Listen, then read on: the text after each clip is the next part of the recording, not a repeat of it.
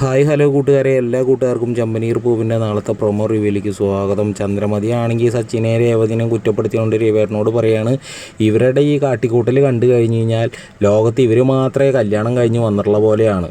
അത് കേട്ടതും സച്ചി ചന്ദ്രമതിയോട് പറയുകയാണ്, അച്ഛാ അമ്മയ്ക്ക് ഇതൊന്നും ഇഷ്ടാവില്ല. അമ്മയ്ക്ക് വീട്ടിൽ സ്വർണം കൊണ്ടുവരിക, ഓടിപ്പോയിട്ട് കല്യാണം കഴിക്കുക, ഇതൊക്കെയാണല്ലോ ഇവർക്ക് ഇഷ്ടാവുക. ശ്രീകാന്തിനെയും വർഷേനെയും കുറ്റപ്പെടുത്തിയിട്ടാണ് ചന്ദ്രമതിയോട് സച്ചി പറയണത്. പിന്നീട് കാണിക്കുന്ന ശ്രുതിയാണെങ്കിൽ ഉറക്കത്തിൽ ചാടി എണിക്കുകയാണ്. ശ്രുതി പിച്ചുമ്പയും പറഞ്ഞുകൊണ്ടിരിക്കുകയാണ്, ദോശ, പൊട്ട്, മസാല ദോശ, നെയ്റോശ്, ബോരി മസാല എന്നൊക്കെ പറയാണ്. ഹോട്ടലിൽ ജോലി ചെയ്യണ ആ ഒരു ഓർമ്മയിൽ സ്വപ്നം കണ്ട് ഇങ്ങനെ ഓരോന്നും പറഞ്ഞുകൊണ്ടിരിക്കുകയാണ്. അപ്പോൾ ശ്രുതി ചോദിക്കുന്നുണ്ട്, ശ്രുതി എന്താ പറ്റി, എന്താ നീ ഇങ്ങനെ പറയണമെന്നൊക്കെ ചോദിക്കണേ. അയ്യോ അത് പിന്നെ ശ്രുതി, ഞാനൊരു സ്വപ്നം കണ്ടാന്ന് പറഞ്ഞിട്ട് നൈസായിട്ട് പുള്ളിക്കാരൻ അവിടെ നിന്ന് എസ്കേപ്പ് ആവുകയാണ്. പിന്നീട് കാണിക്കണം നമ്മുടെ സച്ചിനെ രേവതിനെയാണ്.